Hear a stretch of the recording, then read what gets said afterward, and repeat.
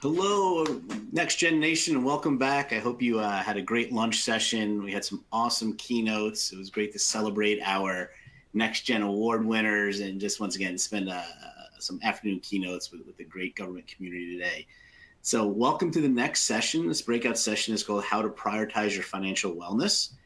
My name is Doug Mashkuri. I'm the Vice President and General Manager of GovLoop, and I'm so thrilled to have all you here joining us today. We've had a great morning. We had some great keynotes for the morning session, the afternoon, wonderful early breakout sessions, and now we're going into more breakout sessions. So sit tight. We got a great one ahead of us today.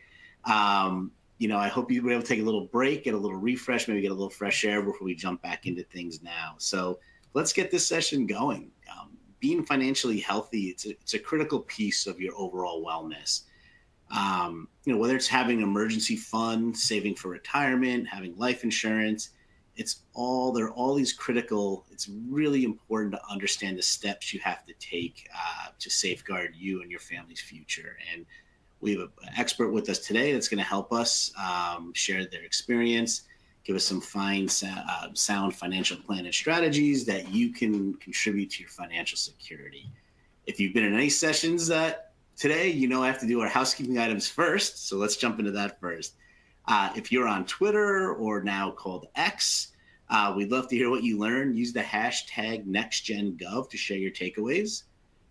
We also have great additional resources on the console for you to download. So on the right-hand side, feel free to download our slide deck and other resources. I hope you don't have any technical difficulties, but if you do, send us a message in the Q&A tab, and my colleague Kelly will get your questions answered.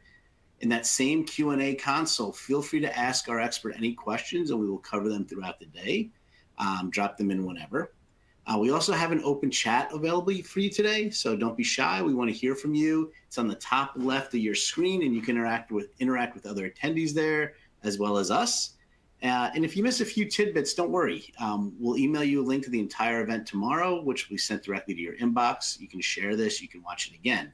So lots of ways to view this content today. We're also able to offer 1 CPE credit today for attending this session. There's 3 easy steps to do that. 1, attend this entire online training for its full duration. Take the polls. There'll be 3 poll questions. You'll see the question pop up. We'll give you about 30 seconds to answer it. Click submit. And lastly, complete the evaluation. Evaluation form can be found in the resource module and in the main environment in the resource center. Take those 3 steps and you can earn a CPE credit today. Let's see what we have next here. I think we can get to our content. So I'm so thrilled to have Tony Zerante here today. He's the Chief Strategy Officer at WAEPA. He has many years of experience in this market, many years at WAEPA. I'm just so excited to have him here to kind of share his wisdom with all of you. So Tony, take it away. Okay, thank you, Doug. Good afternoon, everyone. Thanks for joining. I want to say thanks to GovLoop for letting us host this afternoon session for you all. I hope you find it informational. I hope that it's helpful. And most importantly, I encourage you to provide feedback along the way. If you have questions, I think you all know how this works. Feel free to type those in there. I know we'll take questions at the end as well, especially. But if anything really pops in your head along the way, please don't hesitate, to jot that down in there. And with that, we'll go ahead and get started here. So again, just a little bit of an intro on myself. Again, Doug did a great job. Thank you so much. Tony Zerante, the Chief Strategy Officer here at WAEPA. I've worked here at WAEPA since the year 2000. So many years of experience in financial wellness, particularly in the nonprofit sector and life insurance. I previously served here in the member services department, and then moved to operations, and then overseeing life cycle costs and operational effectiveness, et cetera. And now, as a chief strategy officer, I work with our leadership team and the rest of the team here at WAEPA on growing new products, enhancing existing products, adding new services as well that would be beneficial to our members. And then I also oversee the member billing services department as well. A little bit briefly about WAEPA. Some of you may be familiar with us. Hopefully you are. WAEPA stands for Worldwide Assurance for Employees of Public Agencies, hence why we go by WAEPA instead of our full name. We were formed, we have a really cool story. I'll give you the Cliff Notes version. WAEPA was formed 80 years ago this year in 1943 during really the peak of World War II. The reason we were founded is there were civilian federal employees serving overseas in the war, oftentimes in harm's way, mostly in the intelligence side of the war, and they did not have any life insurance, while serving overseas. And enlisted servicemen and women did have life insurance, but civilians did not. So some senior executives in the federal government got together and said, we need to fix this. They created WAEPA as a true nonprofit. We are a 501c9. They initially had designed WAEPA to just be there during the war, and they intended to disband us, quite honestly, when the war was over. So fast forward a couple years, 1945, the war, fortunately was ending, and all of our members were coming back from overseas, and WAEPA was going to cancel everything and just go away. And those folks said, well, we still need life insurance. Just because we're not serving in a war doesn't mean we don't need life insurance anymore. And so our founders said, yeah, great point. So here we are 80 years later. So again, for the feds that are listening, I know we have some state and local government as well, and we welcome you too. But particularly for the federal employees listening, we actually predate the FEGLI program by about 8 years. So it's a big deal, and we're proud to be where we are now. We're proud to be part of that financial wellness for federal employees and their families. And so currently, WAEPA has over 46,000 members across all levels and agencies in the federal government. We still insure folks domestically and abroad. We also insure dependent spouses and dependent children as well. And then last but not least, to wrap up a little bit about the intro, WAEPA's mission since day one was to promote the health, welfare, and financial well-being of civilian federal employees and their families, who we also call our members. So one thing has stayed true for 80 years is our mission has not wavered. We truly believe in financial wellness, and so we're happy to dive a little bit deeper today into this topic and hopefully provide some valuable information for you. All right, with that, let's move a little bit here to, what are the challenges, that we're seeing here? What is causing us to think hard and long about financial wellness? Some of these, many of these topics are familiar to all of us, but each of us in our different kind of periods in our working careers and our professional lives, some of these are impacting all of us in different ways. Maybe first and foremost would be, as we all know, the Fed Reserve has increased interest rates 9 times since 2022, and there's a lot of worries about the possibility of a recession there. Not only are the recession worries realistic, but inflation, while trending downward, we all know it's still at an accelerated pace right now, right? So it is getting better, but it is not where any of us want it to be. None of us want to continue to pay 5 and 6% increases year over year on food or goods or merchandise. Getting that new washer or dryer. None of us want that. That's not manageable, for the vast majority of Americans here. You've got unfortunately brinkmanship in the federal government. With the budget, this seems to happen way more often than we would all like to hear. And that has a ripple effect and a real effect to every civilian federal employee. Whether you're essential employee or non-essential, it impacts you negatively in many ways. And same thing for state and local governments as well, right? You are mandated with balancing a budget every single year, right? But there's, as you all know, there's peaks and valleys with the revenue that's coming in, with your expenses, for your constituents. So state and local employees, have it just as difficult with trying to manage, a large scale budget, that impacts, people that literally live right where you are collecting and spending that money. So it's very difficult for everybody, between those potential impacts to all of us. Um, an interesting tidbit from the Bank of America found that up to 73% of Gen Z individuals believe the current economic environment has made it more challenging to save. So this is impacting everybody, right? This is impacting young folks, mid-career, end of career, even retirees, right? We're all feeling it, but in particular, Gen Z, appears to be very worried about about saving and how they can save, and feeling the pinch there. In addition, that survey also noted that Gen Z, folks in the Gen Z group feel that's made it harder to save for their financial goals, to pay down their debt, and has created more financial stress in their lives. So this is something that again really is impacting all of us, young and old alike, and it's causing stress in our lives that that we're trying to mitigate here. A little bit more.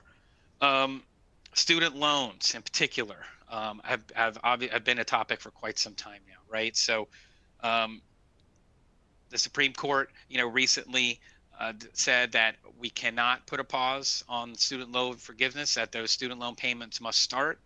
So again, for young folks just getting out of college and entering the workforce, many of those folks have not had to make a payment on their student loans yet to this point, and they've been out in the workforce for sometimes 2 and 3 years now, and they have not had to make any payments on their loans. So now that for the time being that those payments are going to have to restart or continue or start anew for some folks, that's really going to have an impact on everybody, both the folks that have the loans, the young folks that have those loans, but also their families, right? Their families that might have co-signed for those loans, that are also as equally concerned about the financial wellness of their adult children, things like that. Pivoting a little bit to credit, and the growth of the use of credit across the nation as well. Due to the higher prices, quite honestly, more folks are putting purchases on their credit card and accruing balances. As before, maybe they were paying these off with cash.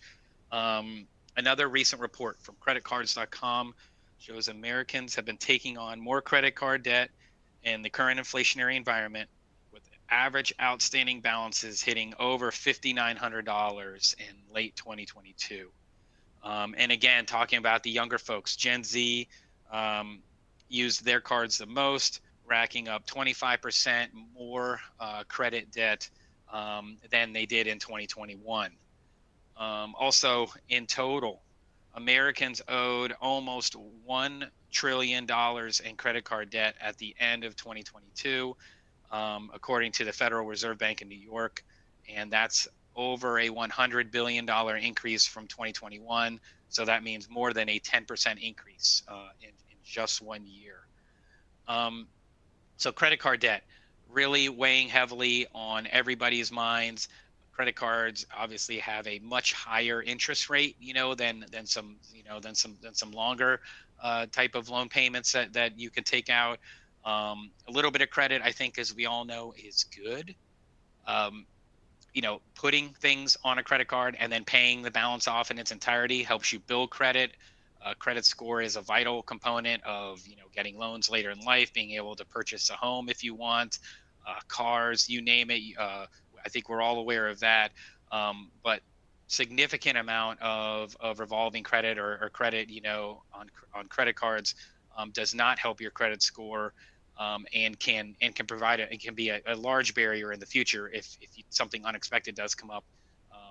That you may not be able to tap that credit card, when you really, really needed it. So that's just a little bit of kind of what is, what's facing us, some of the challenges that are impacting all of us.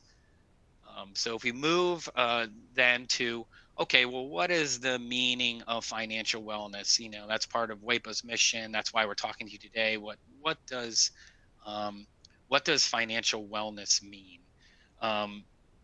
Financial wellness really, when you boil it down to its simplest terms, it means the feeling of having financial security and financial freedom of choice now as well as in the future.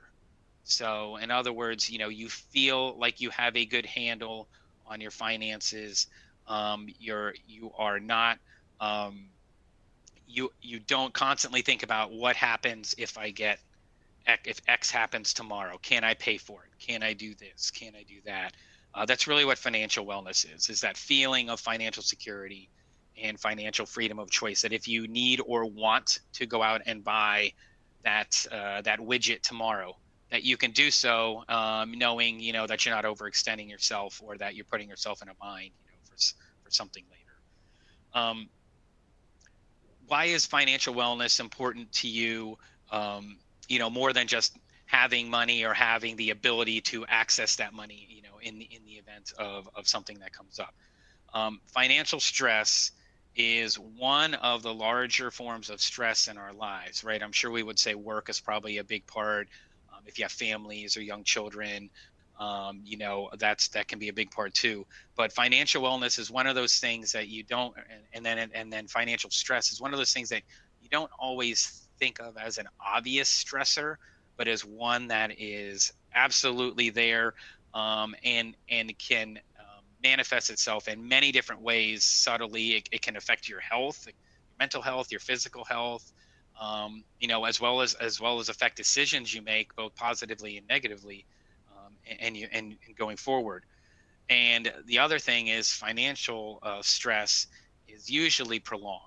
Right? It is not something where you're worried today about money, or making a payment or being able to afford XYZ in the future, but it's really a consistent worry, right? So next week, next month, maybe even next year, you may still be thinking about, man, I'm in a little bit of a hole and I just can't seem to dig out, or I'm not in a hole, but I'm worried that if something happens that I won't be able to pay for this or won't be able to do what I want to do with it.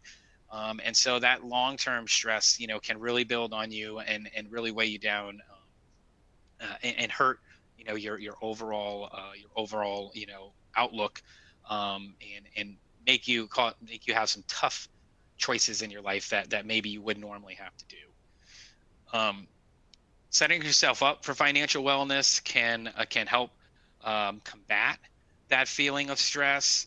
It can help create a long-term financial plan, which is a key part of it is planning, and also it's enacting your plan as well. And lastly, I would say here, financial wellness means you're less worried and hopefully you're enjoying your life a little bit more, right? They're you're never going to get rid of all your worries, most likely, right? But if you can reduce the financial stress portion in your life, you will find generally that you're able to focus on other things and able to take other tasks through more efficiently, because you're not having to worry about the cost of things or saving for the future, things of that nature. So that can really help you. There are a couple good questions here, so I'll hit the one here really quickly because it is topical. So what advice do you have for getting out of credit card debt? The first thing that they always say, I'm not a credit card expert, one tip that we always talk is whichever card has the highest interest rate, pay down your highest interest rate card or cards first. Unequivocally. So if you have a car payment that you're paying, let's say 5% on, but you have a credit card that has a balance and you're paying 15% on your credit card, you should absolutely be paying every extra penny you can towards the credit card first and not towards your car loan first, right? that credit card is going to continue to accrue interest at a higher rate. I of course, we do not recommend any, but some of those credit card debt consolidation groups, they really are there to help you. So you can always call those types of groups. Look online, find which ones are helpful from the Better Business Bureau that have good ratings, and ask them. It is always free to call and talk to them. Right? They're not going to charge you, just to talk to them. So that would be my advice from the credit card side is pay down high interest cards first as quickly as you possibly can, and then focus on the other longer term debt that at least has lower rates. That's definitely the benefit there. And we have one other question here, which I'll go ahead and hit right now too. What are your thoughts on folks selling their FEGLI policy? So I could answer this a couple different ways. If I think I know what your there's one way of saying this is getting rid of FEGLI and switching to an alternative life insurance carrier.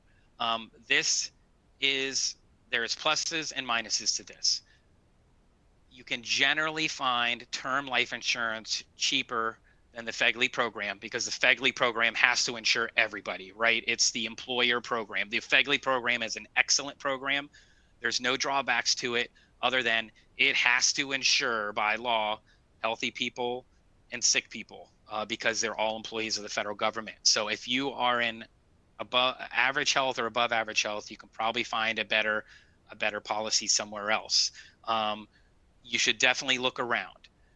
The drawback to getting rid of your FEGLI policy is if you are especially mid-career or late career, as you probably know, the FEGLI Basic is you can carry a free portion of FEGLI Basic into retirement for the rest of your life. So it does not make sense for you to give up your FEGLI Basic if you're mid-career or later, because you'll be able to have a portion of that for free for the rest of your life after age 65. So that is something to keep in mind. So hopefully I addressed the what you meant by selling your FEGLI policy there.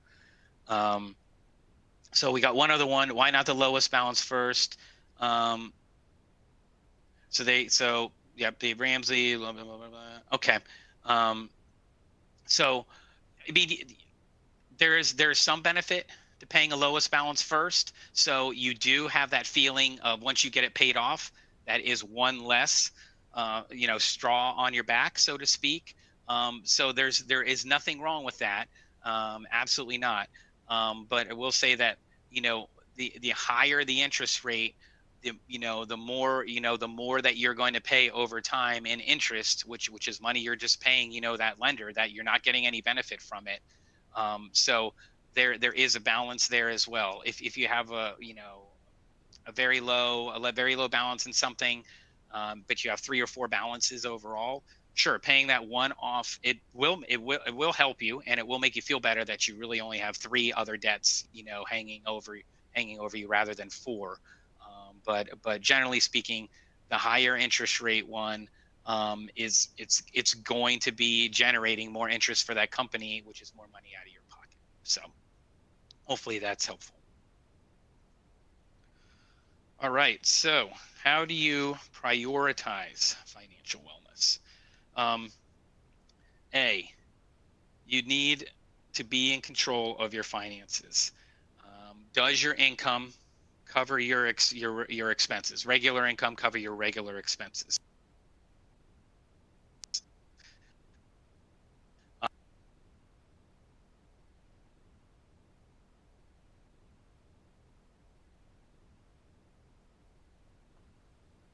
As well, whether you expect to get a refund at the end of the year, whether you expect to owe, or hopefully you're pretty close to breaking even, and so you don't have to deal with that there. But really, it's about making a budget. It's about really sitting down and saying, what am I, especially your expenses, what am I spending my money on? With credit cards, with digital forms of payment now, which are the most prevalent. It's very easy to tap your card. It's very easy to click pay via PayPal, which may or may not be attached to your credit card. It's very easy to Venmo, all that stuff, Google Wallet, all that stuff. It's really easy not to see that money physically leave your hand, to go to the vendor anymore. So track your expenses. How much are you really spending at Starbucks every month? How much are you spending going out to that really expensive lunch spot that's right around the corner, or spending on Grubhub or DoorDash rather than making something for yourself, to eat, to take with you.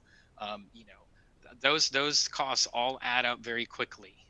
What other expenses, recurring expenses, are you paying for month to month, for something that you may not really be, that service you may not really be using, right? If you have Hulu, Netflix, Apple Plus, Amazon Prime, all of those streaming services, are you actually using them? Are you actually, seeing the benefit from all of those?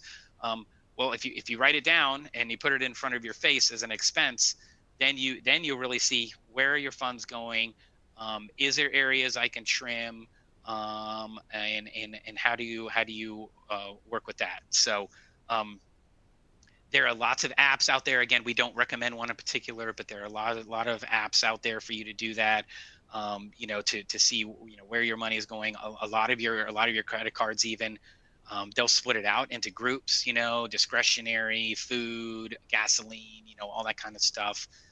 So take advantage of free applications like that, other things like that, and see really where your money is going, and determine, does it really need to go there, and if not, then you can make some changes. In terms of saving, I'm sure everybody has heard this many times too.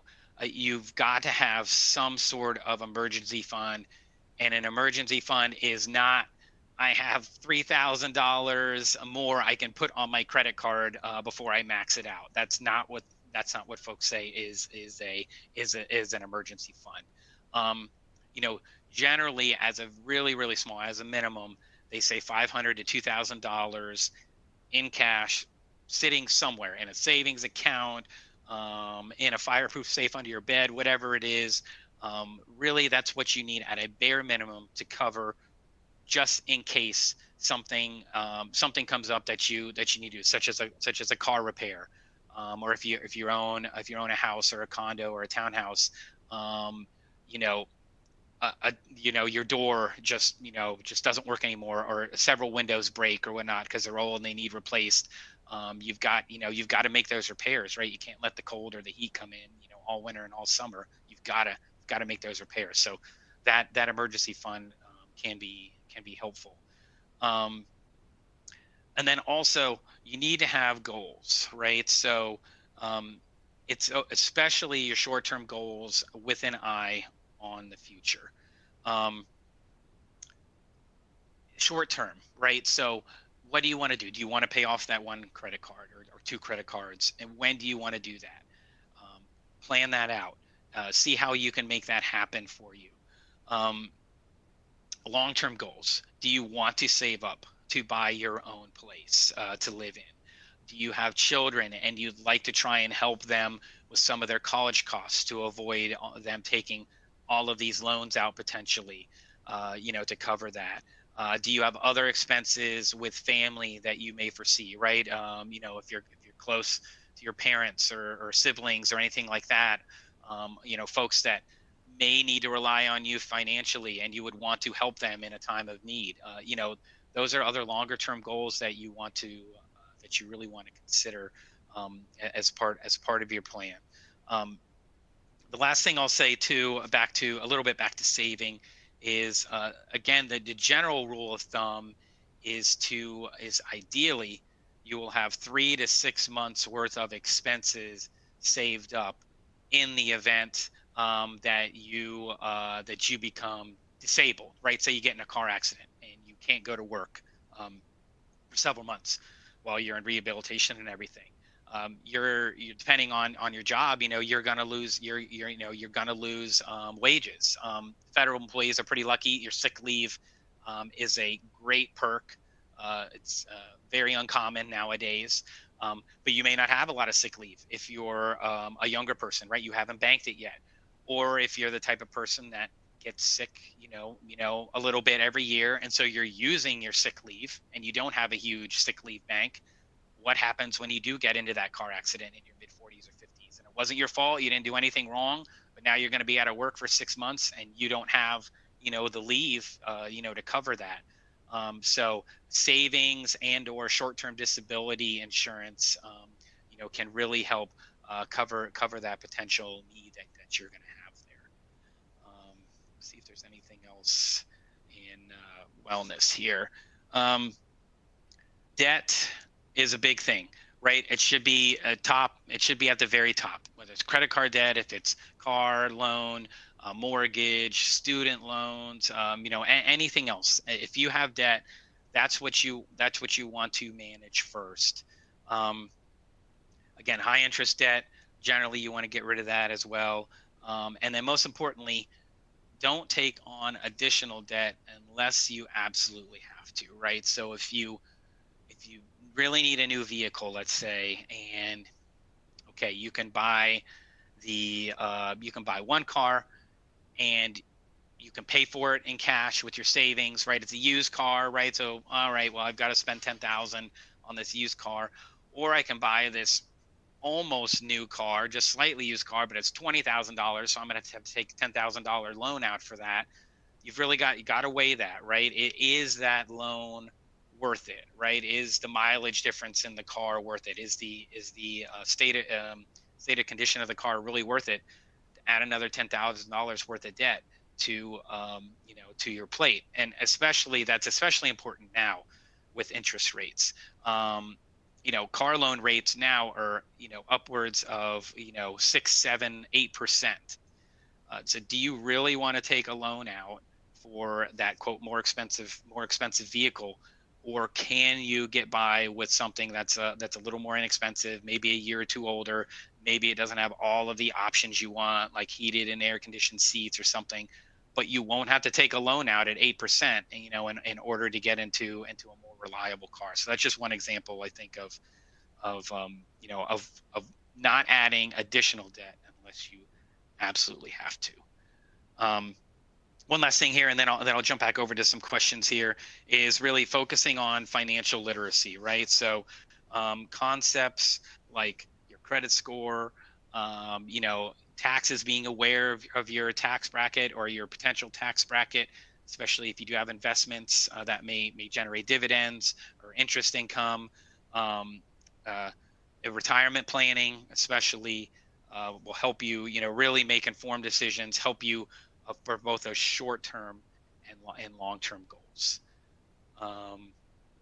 Let's see. So I'll jump to the questions really quick here. These are all great, right on topic. Looks like Rita says, will Social Security remain after 2030?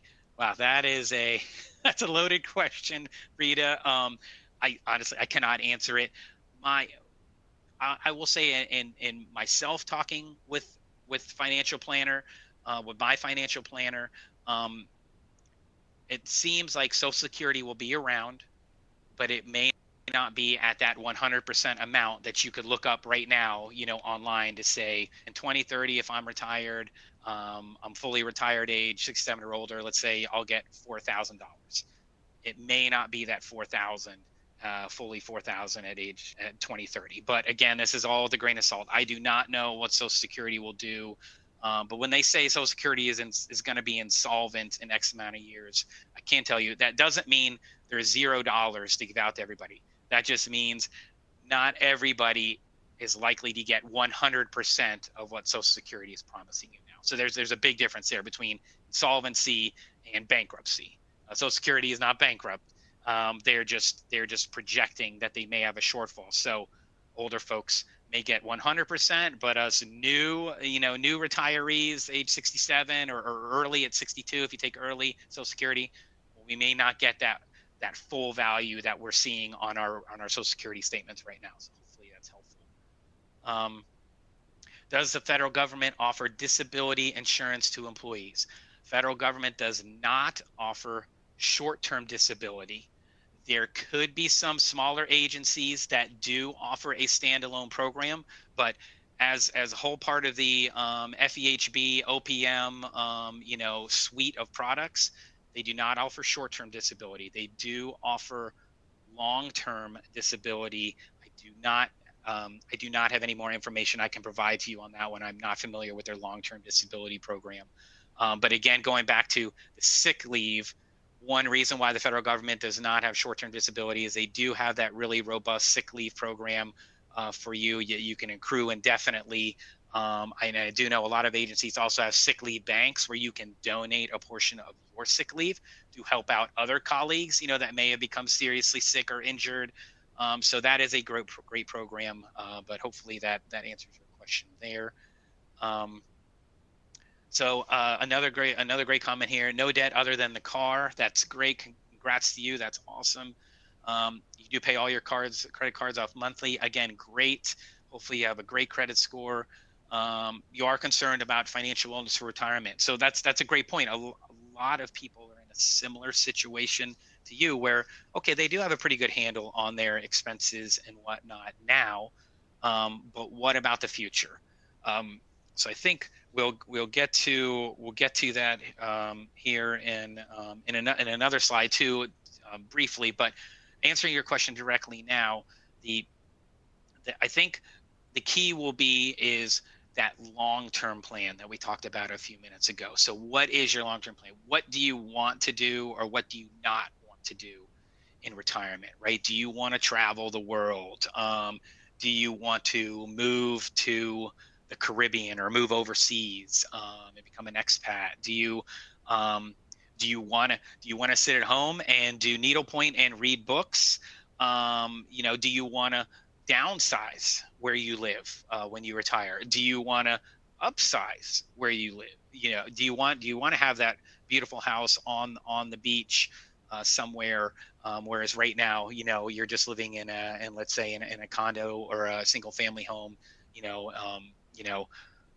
you want a bigger house? Do you want a house with a better view, something like that? So all of that impacts how you want to save in that plan. And then once you see that, take a look at your assets, take a look at what you have in your 401k, in your TSP, your SERS or FERS, if you're federal employees, or if you're state or local and you're lucky to have a pension, take a hard look at that pension. What are you guaranteed, or what are they saying that you're guaranteed to have once you get to retirement?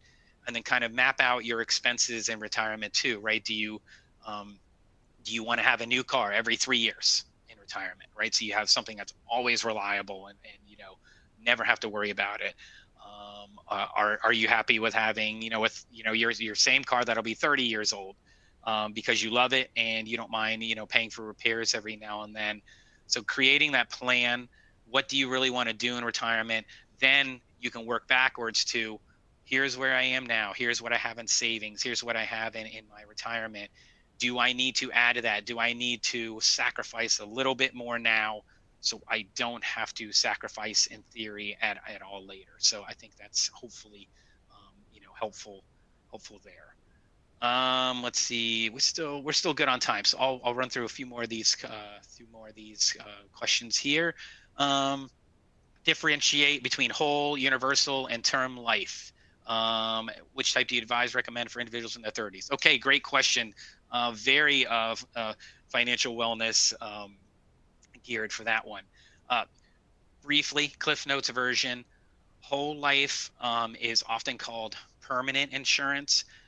Almost always you pay the same rate now all the way for the rest of your life, or until the policy is paid up, as they call it, until you have fully paid into it. So that rate is based on your age and your health condition at this moment. So the younger you are, the cheaper whole life insurance will be. It really and that's a permanent type of insurance, right? So that will pay out as long as you continue the policy. That'll pay out no matter what, whether you pass away in your 50s, or you pass away in your 90s, it'll pay out. Folks generally use whole life for final expenses, to pay for funeral, cremation, burial, whatever, a big party, a celebration of life, however you want to describe it. And then they perhaps also will use whole life to pass on a little bit, to the next generation, to their kids or grandkids, or leave some to, to causes or beliefs that they really believe in. So whole life is the most expensive type of insurance you're going to get, because you and the insurance company are betting that you're going to live a long time, and you're also going to pay a long time as well, right? So if you're in your 30s and you got a whole life policy, realistically, right now, the average age, life expectancy in the United States is mid 70s, right? You're going to pay that for 45 more years, give or take. So you're paying that, and also the insurance company is betting you're going to pay that too. So it's very expensive, because they know you're going to have they're almost always going to pay out a death claim there. The last thing I'll say about whole life briefly is usually it does have a cash and loan value. So that is the other beauty, is as you pay money into that whole life policy, it builds a cash value. If you need to access that cash value later in life because of an unforeseen expense or anything like that, it's another way to save money. Usually it does grow at a specified interest rate, and that can help you. The same thing, you can also take a loan out. So let's say you don't want to give up your policy, but you really need some money right now to cover XYZ. You can usually take a loan out, and as long as you pay the loan back, then you now have a fully paid whole policy there. Universal, very briefly, is similar to term, but it's more aggressive. Universal has more instruments that they invest your money into to try and grow either a cash value, or to grow the face value for you, or to help you defer your premium you pay in every month or every year. They invest the premiums you pay. They could be into stocks, into mutual funds. It could be into bonds. They have a lot of different ways they can invest the money you give them every month to try and grow the total for you. Those are, I would say, the most risky, because just like your financial advisor would say, it's subject to gain or loss, right? So if you put that money in a universal policy, and they bet on some stocks or mutual funds that just really tanked, then your face value can actually go down rather than maintain the level that you originally bought it at. So there is more risk with universal. There's also the benefit of more reward, because if they choose wisely or the markets go upwards, then you'll have that benefit of a higher face value or no premiums. You don't have to pay premiums for a couple of years, perhaps, if that's your choice. Lastly, term is usually a fixed period of time. It's generally the most inexpensive premium you can pay, because generally you are signing up for, you're going to need term insurance maybe for 5, 10, 20 years, maybe 30 years. And at the end, ideally, you're not going to pay for any more for term insurance, because you no longer need that, no longer need that protection in the event that you pass away. Term insurance is, again, the most inexpensive. It is not designed to cover you to the end of your life. It really, quite honestly, is designed to cover you for an accident or an illness when you pass away earlier than you plan to. In other words, you don't make it to your 70s or 80s or 90s. You're passing away earlier. Term insurance is especially protection for your family, your friends, folks that you love, that you want to take care of in the event that you pass away unexpectedly. But term insurance, again, because of their predetermined start and end date, generally with most term insurance, that's going to be the most inexpensive option, because the insurance company is betting you're not going to pass away in that time period, and you're hoping that you don't pass away in that time period either. But you're also the odds are pretty good that you won't pass away. But if you do pass away, then your family is going to be taken care of. So, lastly, advice or recommendation in their 30s. Either one, including all of these three, are good here. I would say term insurance, look at that one really hard. You probably don't need anything longer than a 30-year policy, and maybe even something shorter than that. Term is designed to carry you when you still have a lot of debt. So either house, substantial car payments, or you have children that are dependent on you. And if you passed away, how are they gonna keep the roof over their heads? Can they pay for college at all? So term would be a good bet there if you have debt.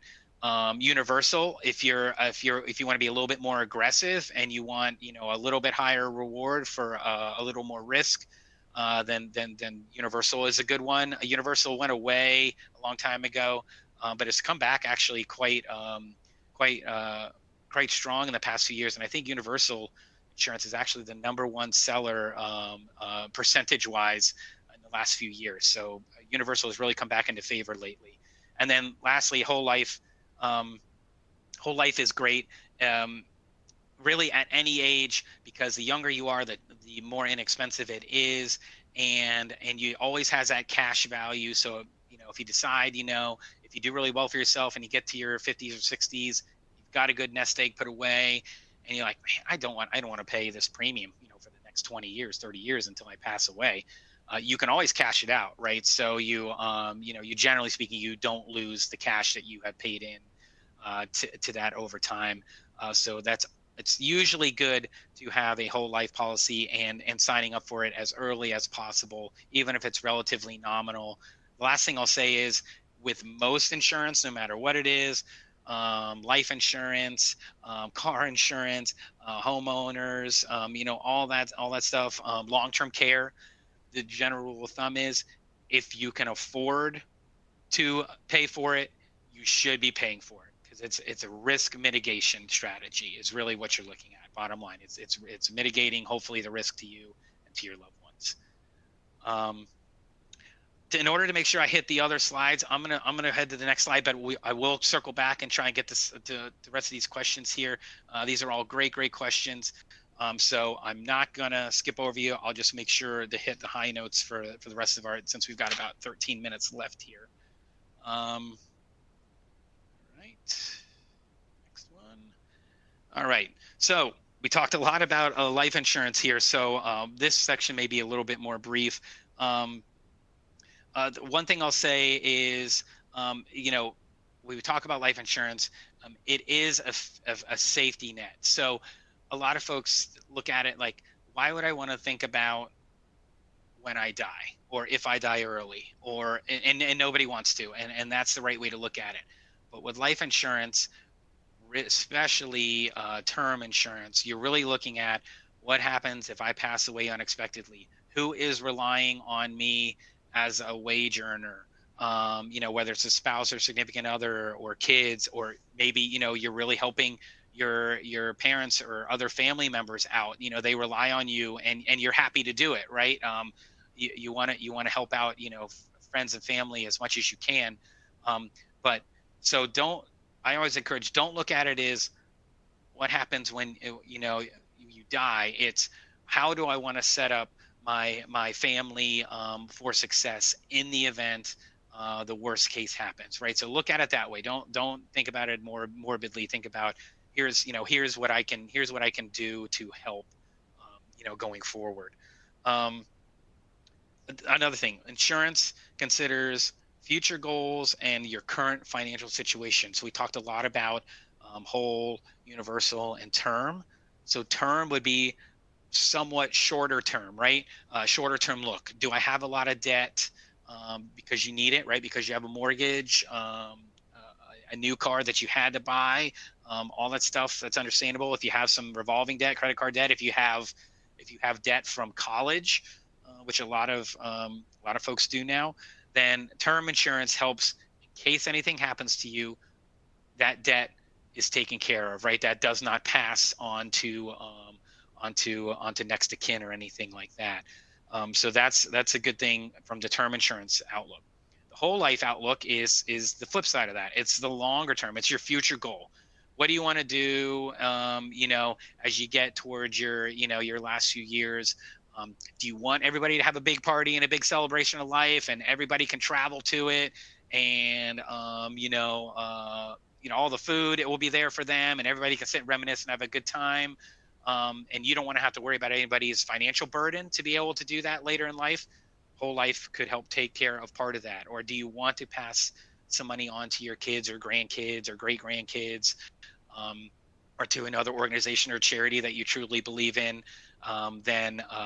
Then whole life again is a great way to do that as well. So insurance helps cover you short term, medium term, and long term. And that also gets back to, we talked briefly earlier about disability insurance, short term disability insurance. So disability insurance is really, it's insurance for you and your loved ones, because you're still going to be here.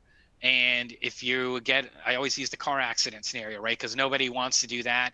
And most of the time it's not your fault. But somebody, you get in a really bad car accident, right? You break your hip or something like that. You have to do surgery. There's months of rehab. You may not be able to move yourself around, for months on end. Those types of things can be very serious. Well, if you're relying on your, on your salary, as most, if not all of us are, then you need to replace that. So short-term disability is a great way to, on a relatively inexpensive basis, cover your, your monthly income for up to 6 months, generally for most short-term policies, and you're covered, right? You can focus on getting yourself better, not having to focus on that financial stress. Focus on getting better, and then getting back, to your daily routine, to your normal life, where you're mobile and get to move around with friends and family. So that's what I would say there. Last thing I'll say on the insurance is predictability.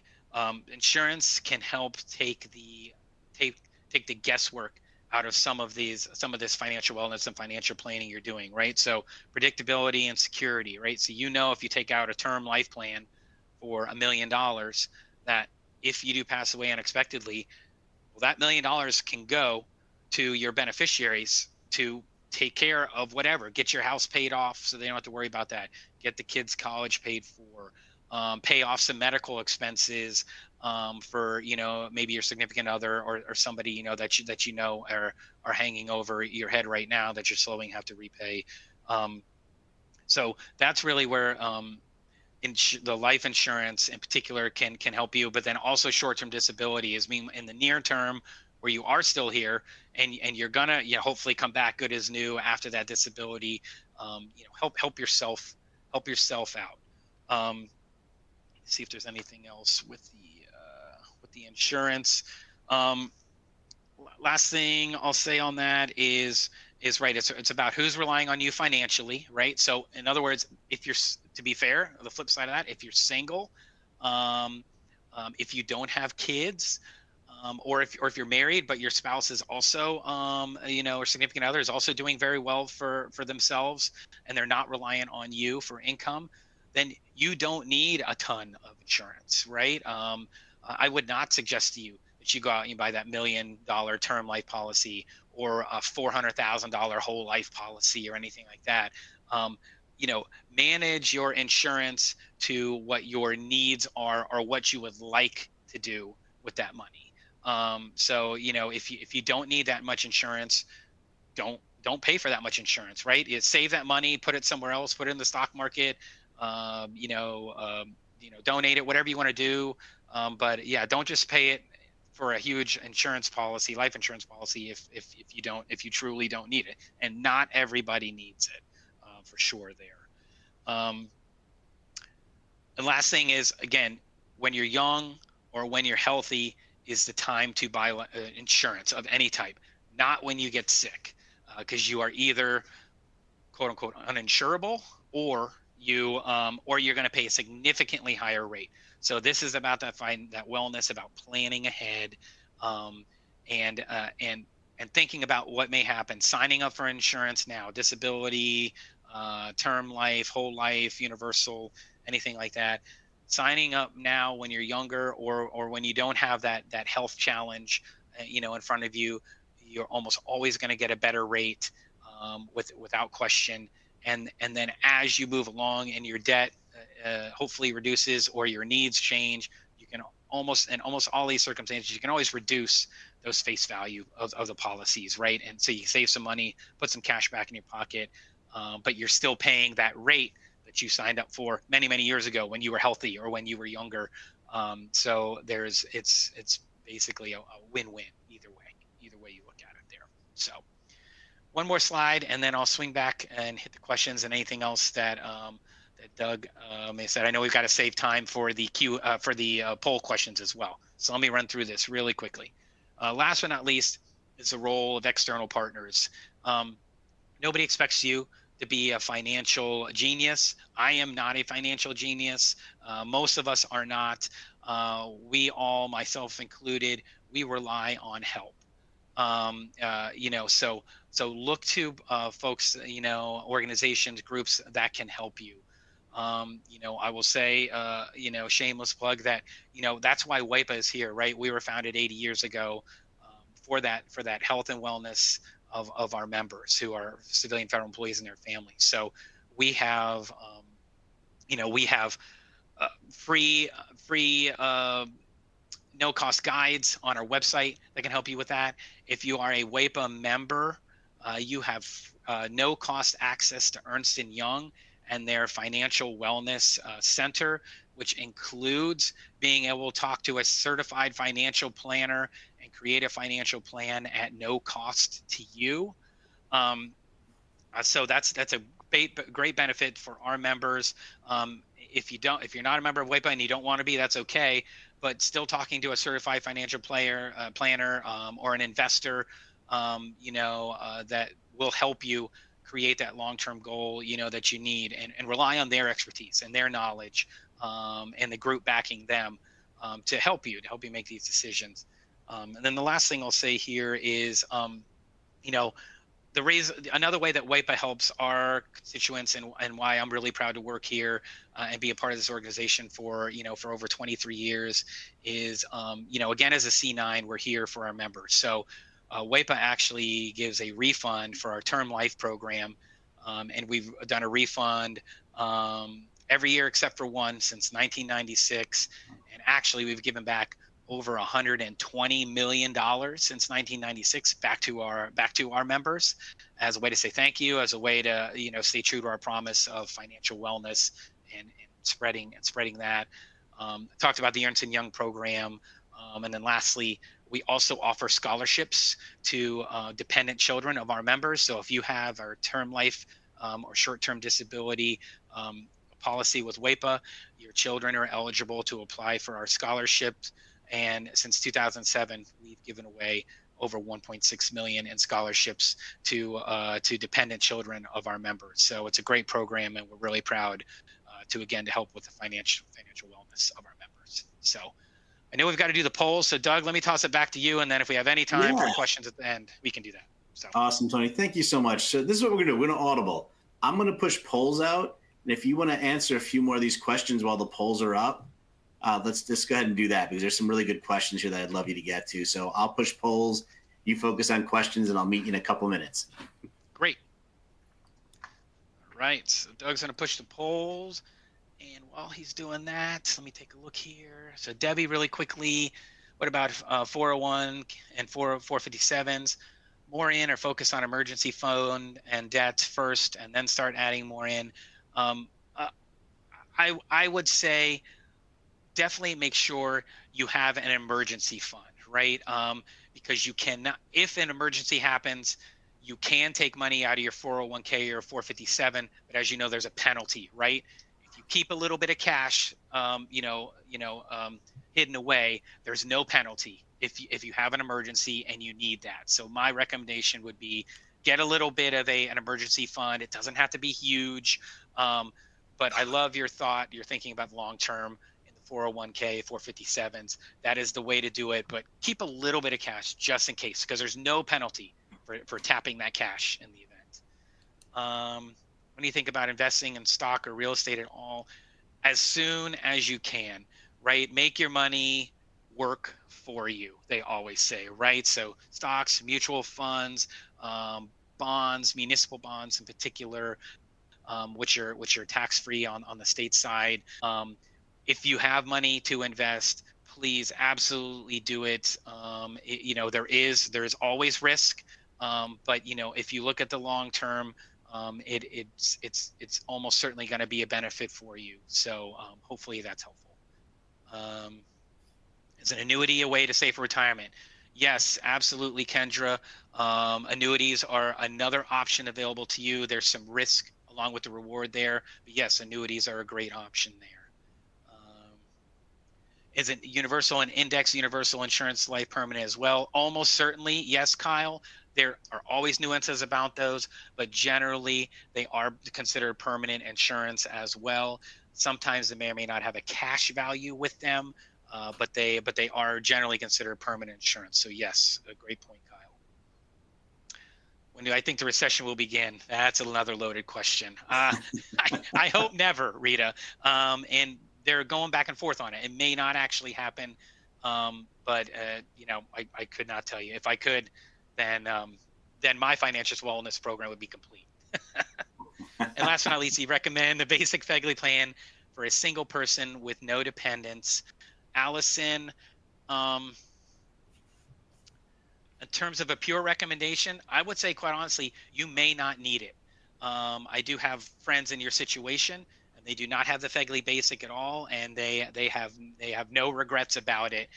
If you want to leave that money to anyone in particular, then yes, sign up for the FEGLI basic. But if you don't have any debt, if you're doing great about saving, if you're looking for the future and have a good financial plan, then you are probably correct. You do not need the FEGLI basic or any other term life program for that matter. So hopefully that's helpful. All right, Tony, thank you so much. I really a wonderful session today. We covered a lot of information, all super valuable just by the level of questions we saw from our audience today. So I appreciate it. Also, I want to thank WAEPA as being a strategic partner to our Next Generation of Government Training Summit. Without the folks from WAEPA, we would be able to do this. So thank you very much.